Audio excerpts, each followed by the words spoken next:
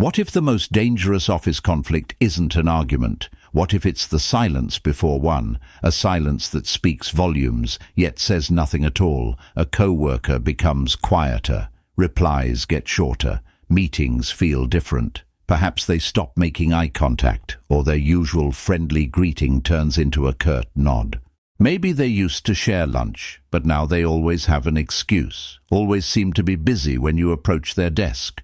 You notice they're no longer volunteering for joint projects, or their contributions in team discussions become minimal, almost withdrawn. The once vibrant energy they brought to the team seems to have dimmed, replaced by a subtle, almost imperceptible distance. Nobody argues, nobody complains. There are no raised voices, no direct accusations, no formal complaints filed, but something feels off. The atmosphere is subtly charged, like static electricity before a storm, a tension you can't quite pinpoint but definitely feel. You tell yourself, it's probably nothing. They're just busy. Maybe they had a bad morning. Perhaps I'm overthinking it. I'm sure it'll blow over. But what if that's where the conflict began?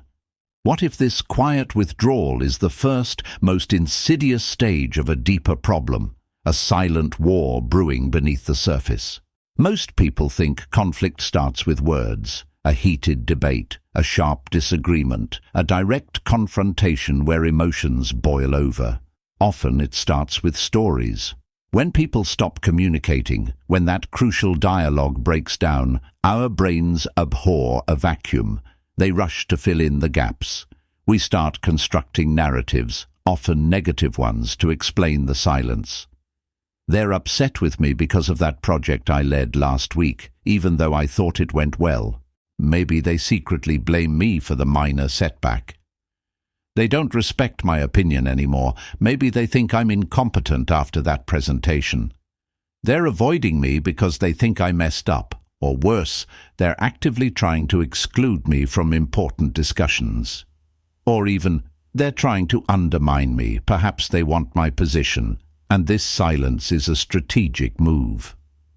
These aren't facts. They're assumptions, born from silence and uncertainty, fueled by our own fears, insecurities, and past experiences. They are elaborate fictions we create to make sense of the unknown.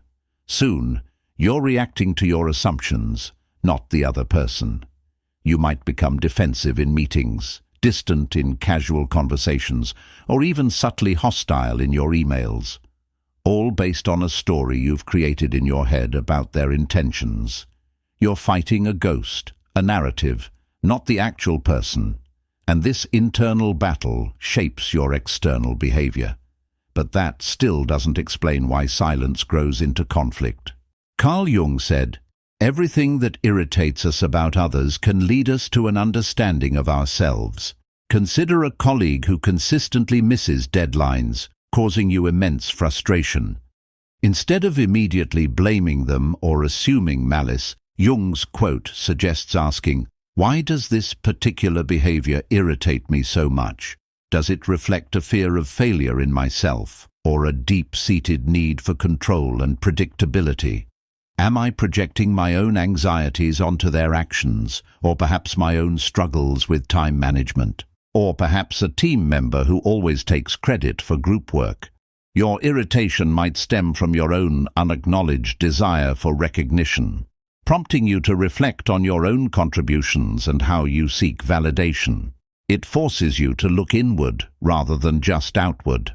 Sometimes the real problem isn't the silence, it's the meaning we give it.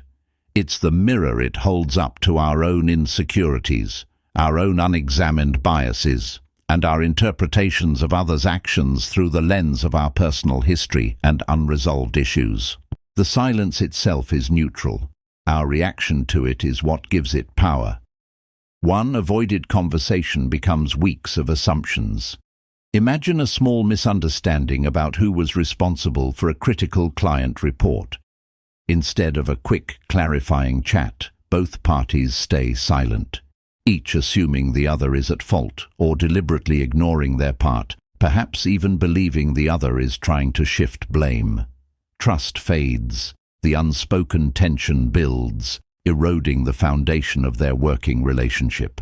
Small acts of collaboration become strained, requests are met with passive resistance, and the once easy rapport disappears. Every interaction becomes a minefield of unspoken grievances. Distance grows, collaboration becomes formal, emails become curt and transactional, and casual interactions cease entirely. Team lunches are awkward, and water cooler conversations dry up when they enter the room. The professional relationship becomes a hollow shell. By the time people finally argue, the conflict has already been there for a long time, festering beneath the surface, fueled by silence, misinterpretation, and the corrosive power of unaddressed assumptions. The argument isn't the start, it's the explosion of a long simmering fire, the inevitable eruption of a pressure cooker that was never vented.